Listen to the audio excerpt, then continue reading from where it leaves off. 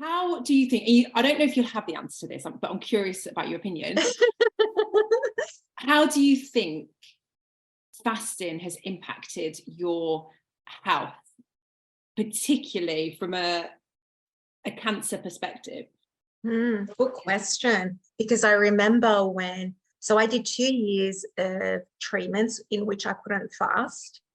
And then the following year, I wasn't fit enough to fast. So that was 3 years of fasts that I needed to make up if I got better. So I got the opinion of the chef. We talked about what were the options, what that looked like. Did I need to make them up? Did I not?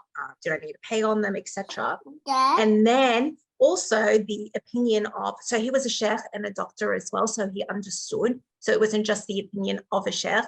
I had the opinion of a GP at the same time, but I also went and saw my own GP, and he didn't like because I go, look, I'm going to start fasting again. He's like, I don't recommend that you fast. You should not fast. Clearly, I did not listen because I just tend to do what I feel is right based on my experiences. My intuition always serves me, and then I rely on Allah subhanahu wa ta'ala. Yes. So I tried. So I tried one day, I tried another day. So I think that time I did one day, miss a day, one day, miss a day, or I'll do, so that's when I did like the white days, did Monday to Thursday, or did the 3 days, or I fasted as much as I can. So I found the more I fasted, the better that I got at it. Like the more that it helped my system get back into that rhythm. So although cancer and all the side effects that come with that, you feel like you can't. In actual fact, you can. You just need to take that one step at a time in order to get your rhythm back into it, to get used to it again, because obviously, you know, your body has had a toll. But I also had so many toxins in there that needed to be detoxed. Like my system needed to be flushed of all that poison that was in there, and that was going to take some time. So I had to go in it with the mindset of, it's okay if you can't complete the 30, that's fine. Just keep track of it, do what you can, just like what the chef did, make dua, dhikr, try and do the best that you can. And, you know, if you can't always do all of Ramadan, try and do all the other fast days as well, just to feel, you know, like you're not, I tend to be very hard on myself when I can't complete the obligations to Allah subhanahu wa ta'ala, even though, you know, if I have a medical reason, you know, you just feel, I used to just feel awful. That's just how I was. I just felt like on top of cancer, and then I've survived, and I just want to do all these things. Like I want to do all these things, and my body wasn't allowing me to do it. Or was it just my mind?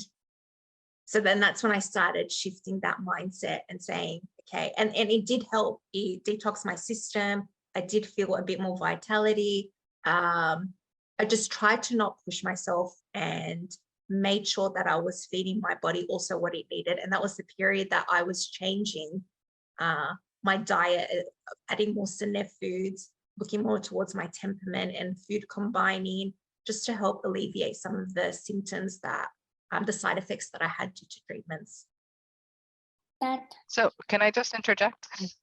With traditional medicine, like if we go back as far as Greek medicine and Hippocrates, they used to prescribe fasting to their patients whenever they were sick.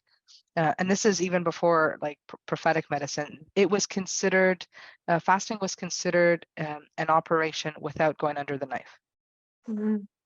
So that's how, and the reason why you feel better and you don't have a sluggish Ramadan when you first, like if you don't fast all year and you only fast in Ramadan, your body's going to go through the healing crisis. And so it takes, the first 3 to 5 days of the most intense cleaning that the body does, which is why people get headaches, they might get nausea, they might get, diarrhea or constipation. But it takes 30 days of fasting, consecutive fasting, for a complete detox, which is why Ramadan is so efficient. Now, if you maintain that, if you do the Mondays and Thursdays and 3 days every month, and then the additional days, I actually counted it. It comes up to about 170 days a year that we're fasting with Ramadan. That's half the year that we're in fast. If you do all the sunnah fasts. SubhanAllah. So, which goes back to the fast of Dawood, 1 day on, 1 day off. You're not fasting every day. Your body still needs to have food, but we actually thrive better with less food than we do with more food, Mm, which is completely different because everyone's all about what to pack into my, yeah. make it like people combine so many different foods, or they break fast at 8 o'clock at night, and from then 8 until midnight, they don't stop munching on things just Mm, constantly to fill what they missed in the day. But it's actually the less you eat, the better you feel. yeah. And even centenarians, people who've lived to 100 years, you'll find that most of them don't eat very much. They're not heavy Mm, food consumers. So fasting is yeah. definitely like an operation. It's detoxifying. It has just so many benefits of repairing and building the body. And actually, food could be considered more Yeah. poison.